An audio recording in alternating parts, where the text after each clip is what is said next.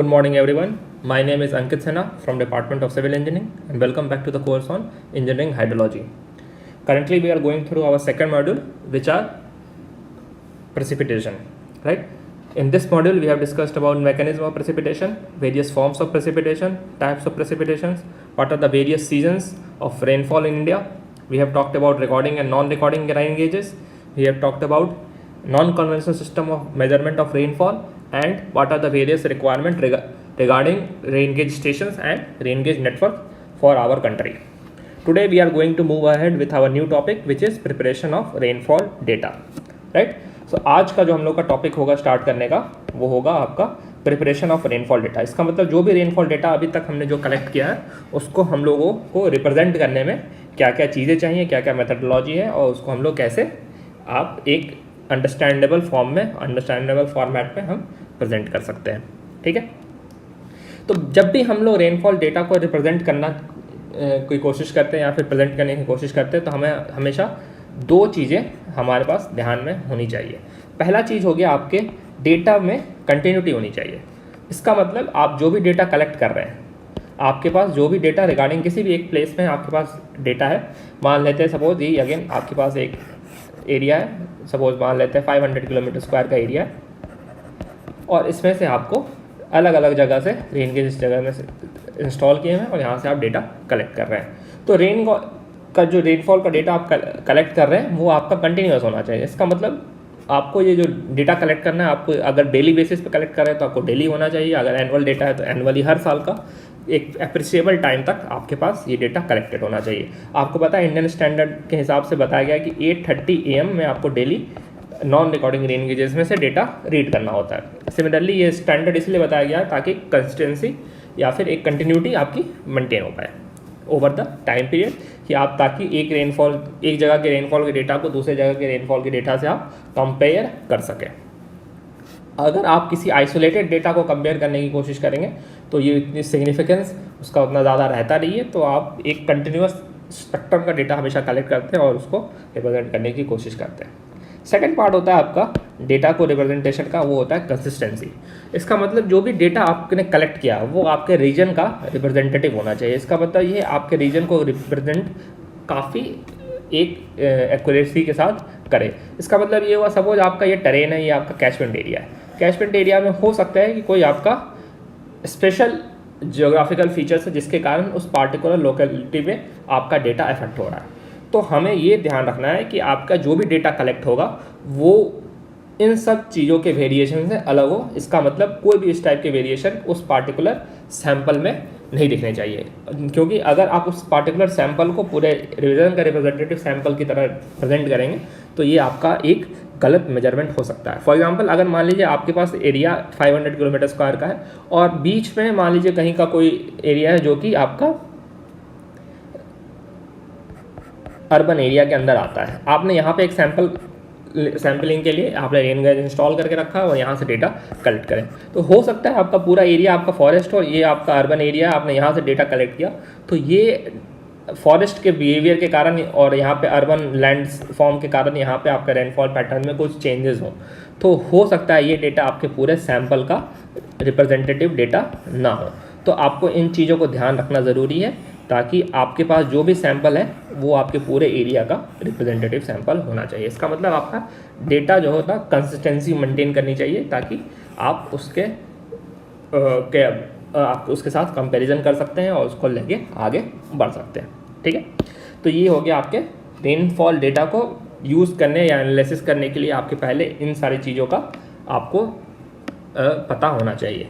In general आप generally जब भी देखेंगे तो 30 ईयर का आपके पास डेटा होना चाहिए। मतलब कि आपके पास जब भी रेनफॉल का कैलकुलेशन होता है जनरली आप एक्सपेक्ट करते हैं कि आप 30 ईयर्स का डेटा कलेक्ट करें। यहाँ से आपका नॉर्मल रेनफॉल का कंसेप्ट आता है जिसको अभी हम लोग आप देखेंगे। नॉर्मल रेनफॉल में भी आपका जब भी कंपैरिजन होगा तो ऑलमोस्ट 30 ईयर नॉर्मल्स को हमेशा कंप्यूट किया जाता है।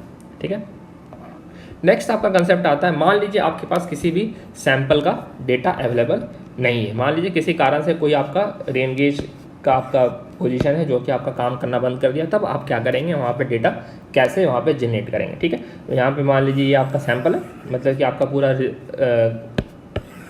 कंसर्न रीजन है, यहाँ पे आपके बहुत सारे सैंपल हैं, let's say A B C D A E। Let's say आपका एक रेन गेज स्टेशन काम करना बंद कर दिया, मतलब किसी कारण से यहाँ पे ख़राब हो गया, या फिर यहाँ से आप डेटा कलेक्ट नहीं कर पा रहे हैं। तो डेटा कलेक्ट नहीं कर पाएंगे तो आपके पास दो ऑप्शन होते हैं, दो तरीके से आप यहाँ के डेटा को एस्टिमेट कर सकते हैं। ठीक है, रेनफॉल को जब भी डेटा एस्टिमेट करने के बाद आपके पास दो मेथड हो गए आपके पास, पहला हो गया सिंपल मीन मेथड और दूसरा हो गया normal ratio method. Simple mean method assume करता है कि आपके सारे डेटा, मतलब A C D E B, इन सब के अंदर जो वेरिएशन है, ठीक है, वो लेस देन आपके वेरिएशन जो है आपका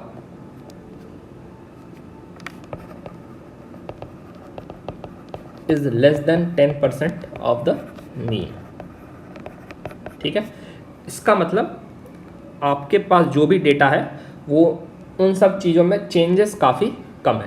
तो उस सिनेरियो में आप क्या करेंगे, जब भी आपको यहाँ का एस्टिमेट करना होगा, सपोज लेट से B पॉइंट का या फिर X पॉइंट का आपको रेनफॉल एस्टिमेट करना है, तो आप क्या करेंगे, सिंपल अर्थमेटिक मीन ले लेंगे और यहाँ पे आप पूरे सैंपल का या फिर पूरे रिप्रेजेंटेटिव वाटरशेड का जो भी आपका यहाँ पे रिप्रेजेंट करना चाहते हैं वहाँ का आप रेनफॉल एस्टिमेट कर सकते हैं डायरेक्टली इस फॉर्मूला के थ्रू। ठीक है,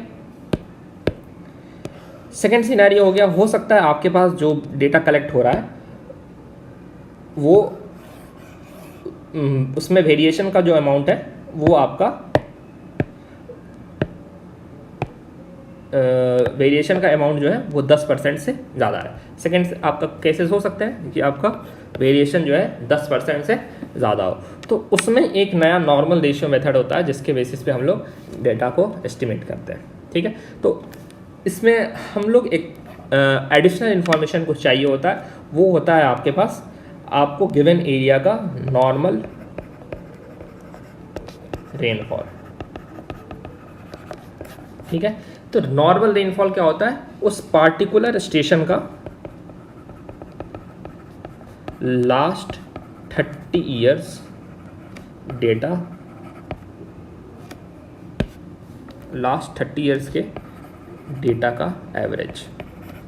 ठीक है, तो ये नॉर्मल रेनफॉल का डेटा आपको हर स्टेशन का पता होना चाहिए, तभी आप, अगर आपके पास 10% से ज़्यादा का वेरिएशन है तो आप गिवन स्टेशन के अननोन पैरामीटर्स को फाइंड आउट कर सकते हैं। ठीक है, तो इसके लिए अगेन सिंपल आपको फॉर्मूला यही है, आपके पास जो अननोन है उसका, उस स्टेशन का आपका normal rainfall divided by total आपके पास जितने वर्किंग स्टेशन है। लेट से आपके पास 7 स्टेशन है जिसमें से 6 काम कर रहे हैं, एक काम नहीं कर रहा है, तो आपके पास 7 स्टेशन का नॉर्मल रेनफॉल का डेटा होना चाहिए और 6 का जो एक्चुअल रेनफॉल हुआ है उसका डेटा होना चाहिए।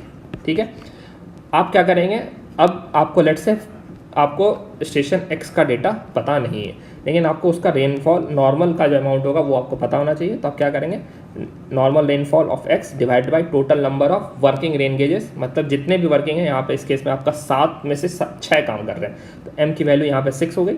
उसके बाद आप क्या करेंगे, हर इंडिविजुअल रेनफॉल का जो भी आप करंट एस्टिमेट करना चाह रहे हैं, हो सकता है ये मंथली हो या वीकली एवरेज हो, डिवाइडेड बाई आपका उस एरिया का या फिर उस स्टेशन का आपका normal rainfall.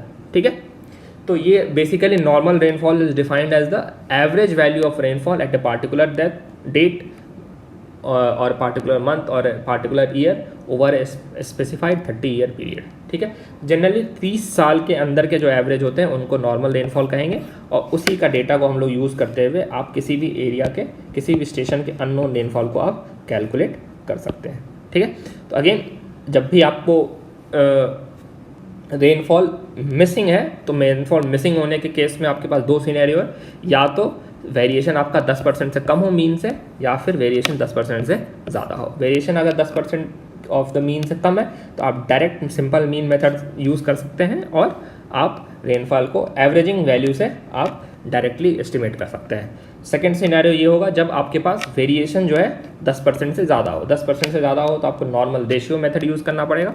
Normal ratio method ध्यान यूज़ करते समय आपके पास ध्यान रखना ये है कि आपके पास नॉर्मल रेनफॉल का डेटा होना चाहिए। नॉर्मल रेनफॉल का डेटा क्या होता है? लास्ट 30 ईयर्स के डेटा का एवरेज।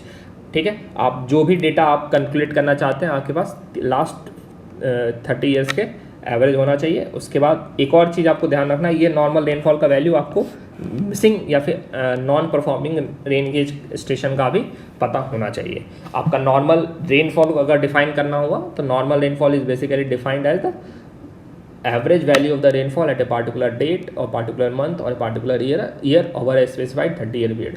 जब भी हम लोग 30 ईयर के पीरियड का बात करेंगे और वहाँ का जो एवरेज आपके पास दिया होगा वो आपका नॉर्मल रेनफॉल होगा और उसके बेसिस पे हम लोग अननोन पैरामीटर एक्स को कैलकुलेट करेंगे।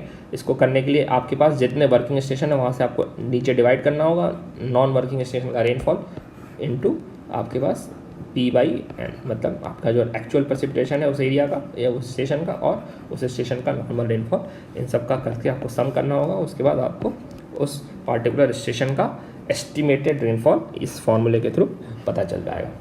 ठीक है,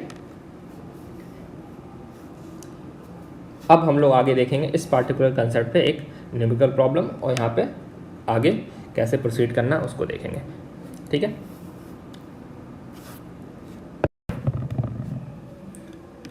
अभी तक हमने देखा प्रिपरेशन ऑफ रेनफॉल डेटा में आपके पास सबसे पहले डेटा की कंटिन्यूटी होनी चाहिए। कंटिन्यूटी होना चाहिए इसका मतलब डेटा आपके पास ब्रोकन नहीं होना चाहिए, लगातार आपके पास डेटा अवेलेबल होना चाहिए और डेटा कंसिस्टेंसी होनी चाहिए डेटा के अंदर। इसका मतलब आपके जो भी रीजन से आप डील कर रहे हैं वो डेटा आपके उस रीजन का रिप्रेजेंटेटिव सैंपल होना चाहिए।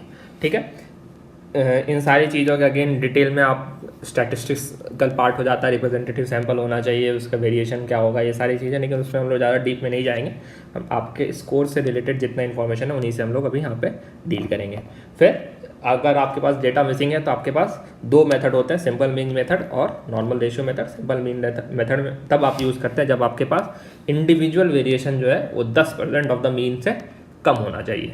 ठीक है, और अगर इस सिनेरियो में आप क्या करेंगे, सिंपली मीन ले लेंगे और अगर आपके पास वेरिएशन जो है 10% से ज़्यादा हो रहा है किसी भी गिवन एरिया का या फिर गिवन सिचुएशन में, तब हम नॉर्मल रेशियो मेथड का यूज़ करेंगे। एक चीज़ ध्यान रखना होगा, जब भी आप डील करेंगे नॉर्मल रेशियो मेथड या फिर सिंपल मीन मेथड में और जो आप वेरिएशन चेक करेंगे वो वेरिएशन आपके नॉर्मल रेनफॉल का होना चाहिए। ये आपको ध्यान रखना है। जो भी वेरिएशन आप कंसीडर करेंगे वो नॉर्मल रेनफॉल का वेरिएशन देखेंगे, ना कि आप करेंट जो प्रेसिपिटेशन है उसका, क्योंकि आपके पास एक डेटा तो है ही नहीं तो आप उसको एस्टिमेट कर पाना आपके लिए पॉसिबिलिटी ये नहीं रहती है। तो आपको जब भी वेरिएशन देखना होगा तो नॉर्मल रेनफॉल का ही वेरिएशन आप चेक करेंगे। इसका मतलब आप जो भी वेरिएशन चेक करेंगे वो आप N1, N2, N3 इन सब का आप वेरिएशन चेक करेंगे ताकि वो 10% ऑफ द अननोन पैरामीटर से आपका ज़्यादा नहीं होना चाहिए। नहीं हुआ तो ज़्यादा नहीं हुआ तो आप अर्थमेटिक मीन मेथड यूज़ करेंगे, ज़्यादा हुआ तो आप नॉर्मल रेशियो मेथड यूज़ करेंगे। ठीक है, यहाँ तक आपको क्लियर है। नॉर्मल रेनफॉल हो गया आपके लास्ट 30 ईयर्स का डेटा का एवरेज। तो अब हम इस पर्टिकुलर कंसेप्ट पे एक क्वेश्चन डील करेंगे और उसको हम लोग देखते हैं क्या है। ठीक है, क्वेश्चन यहाँ पे है the normal annual rainfall at the station A, B, C and D in a basins are 80.97, 67.59, 76.28 and 92.01। तो आपके पास कितना डेटा है यहाँ पे? 1, 2, 3, 4 आपके रेनफॉल स्टेशन का नॉर्मल रेनफॉल का आपके पास डेटा है। अब यहाँ पे आपको बताया जा रहा है in the year 1975 the station D was inoperative and the station A, B, C recorded annual precipitation of 91.11, 72.23, 79.89 centimetre respectively. Estimate the rainfall at the station D in that particular year. तो यहाँ पे आप क्या देख रहे हैं, आपके पास 4 रेन गेज स्टेशन है A, B, C, D। ठीक है, आपके पास 2 डेटा अवेलेबल है। नॉर्मल रेनफॉल का डेटा अवेलेबल है जो कि है 80.97, 67.59, 76.28 और 92.01।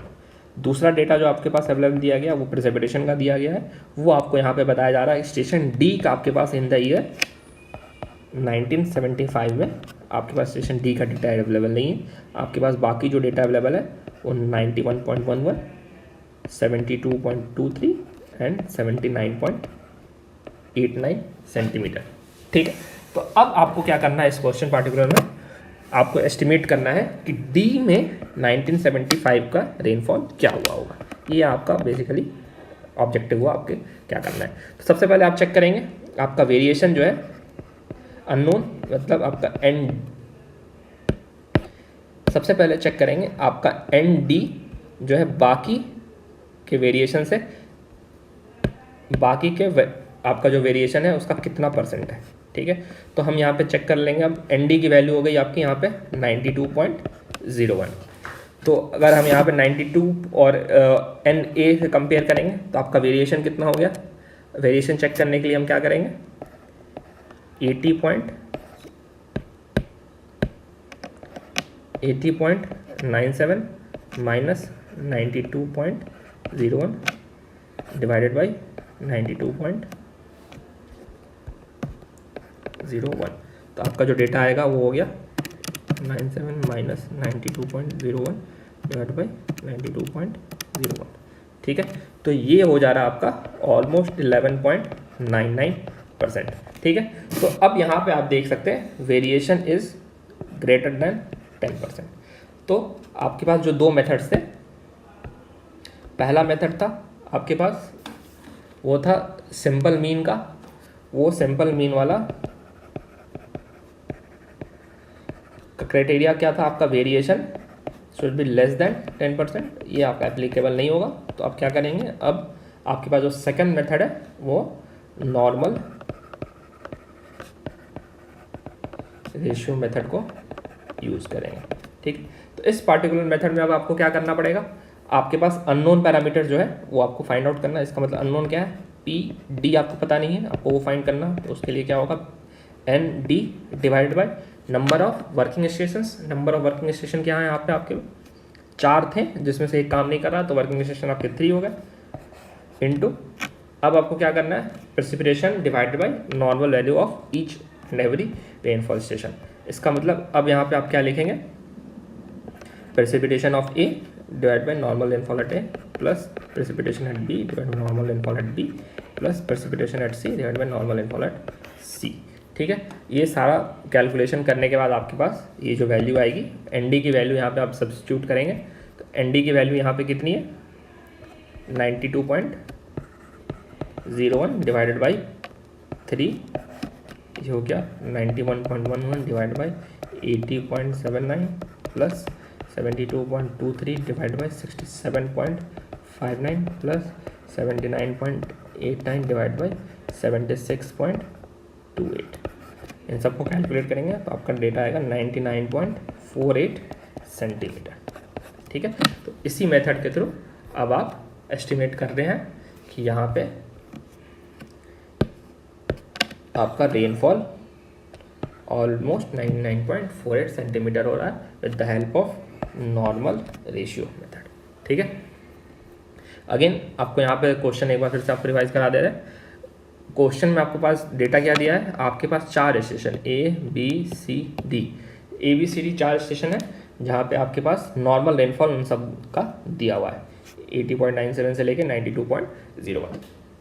आपको ये बता रहा है कि 1975 में स्टेशन डी जो था आपका किसी कारणवश फंक्शनिंग नहीं था, मतलब फंक्शन नहीं कर पा रहा था। तो यहाँ का आपके पास रेनफॉल का डेटा नहीं है, बाकी सारे रेनफॉल का डेटा आपको एस्टिमेट करना है। तो आपके पास 2 मेथड है, या तो सिंपल मीन मेथड या फिर normal ratio method. Simple mean method apply करने के लिए आपको चेक करना पड़ेगा आपका वेरिएशन जो है वो 10% से कम होना चाहिए। तो सबसे पहला काम हम क्या करेंगे, अब हम सारे इंडिविजुअल रेन गेज स्टेशन का वेरिएशन चेक करेंगे। ठीक है, एक एक करके, अगर किसी का भी 10% से ज़्यादा होगा तो हम नॉर्मल या फिर सिंपल मीन मेथड को यूज़ नहीं कर सकते। हमने चेक करना स्टार्ट किया तो जैसे ही हमने एन ए का चेक किया तो हमने यहाँ पे वैल्यू फाइंड आउट की, वो लगभग 12% आ रही है। इसका मतलब ये वाला हमारा क्राइटेरिया सेटिस्फाई नहीं होगा, ये फेल हो जा रहा है। आपको कायदे से तीनों केस में आपको चेक करना होगा, N A N B N C सब चेक करेंगे। किसी में भी 10% से ज़्यादा होगा तो आप सिंपल मीन मेथड यूज़ नहीं कर सकते। यहाँ तो हमारे फॉर्चुनेटली फर्स्ट केस में ही आपका 10% से ज़्यादा आ रहा है, तो हमने अब नॉर्मल रेशियो मेथड यूज़ किया। नॉर्मल रेशियो मेथड करना काफ़ी सिंपल है, आपको जो भी रिक्वायरमेंट है शुड बी इक्वल टू जिस भी रिक्वायरमेंट प्लेस का नॉर्मल रेनफॉल होगा divide by total number of known stations जो कि फंक्शनिंग स्टेशन है वो होंगे, डिवाइड बाय इनटू आप सब सारे स्टेशन का individual rainfall divide by individual normal rainfall. ठीक है, आप उसके बाद डेटा सब्स्टिट्यूट करेंगे और आपके पास एक फाइनल आंसर आ जाएगा। काफ़ी सिंपल कंसेप्ट है, काफ़ी सिंपल कैलकुलेशन होगा यहाँ पे। बस आपको एक चीज़ ध्यान रखना है, जो भी अननोन पैरामीटर है वो आपके इक्वेशन के लेफ्ट हैंड साइड होना चाहिए। कई बार एक 2015 के गेट का एक क्वेश्चन था जिसको हम लोग नेक्स्ट मॉड्यूल खत्म होने के बाद सारे प्रॉब्लम्स एक बार सॉल्व करेंगे, वहाँ पे हमने देखा था उसमें आपके पास डेटा अंदर के अननोन का मिसिंग था और वहाँ पे आपको काफ़ी ध्यान रखना होता है, जो भी मिसिंग डेटा है वो आपका हमेशा right hand side of left hand side of the equation होना चाहिए। वो missing data actual on side missing क्या था उससे रिप्रेजेंट करना है, क्वेश्चन में आपका क्या डेटा मिसिंग है उससे आपको मतलब नहीं है। तो अगर आपको प्रैक्टिस करना है तो गेट 2015 का एक क्वेश्चन है, उसको आप काइंडली एक बार ट्राई करिए, ये सेम कंसेप्ट है और उसको आप चेक करके देख सकते हैं कि आपका कंसेप्ट वहाँ पे है कि नहीं। वैसे ये मॉड्यूल ख़त्म हो जाने के बाद जितने भी पार्टिकुलर टॉपिक से रिलेटेड क्वेश्चन है हम एक साथ सबको डिस्कस करेंगे। आज के लिए इतना ही। नेक्स्ट क्लास में अब हम लोग प्रोसीड करेंगे, नया टॉपिक जो है हमारा वो हो गया आपका consistency of the rainfall data. मतलब हमारे पास जो भी रेनफॉल का डेटा है उसमें कंसिस्टेंसी कैसे मेजर करेंगे, उनकी कंसिस्टेंसी नहीं होने के केस में आप क्या क्या मॉडिफिकेशन कर सकते हैं और क्या क्या उसमें ऑपरेशन करना होगा। आपका डबल मास कर्व इस टाइप के डेटा है। उसके बाद हम लोग रेनफॉल के रिप्रेजेंटेशन कैसे करते हैं, मास कर्व हो गया आपका, हाइड्रोग्राफ हो गया, इन सारी चीज़ों को हम लोग देखेंगे। आज के लिए बस इतना ही। Thank you and all the best.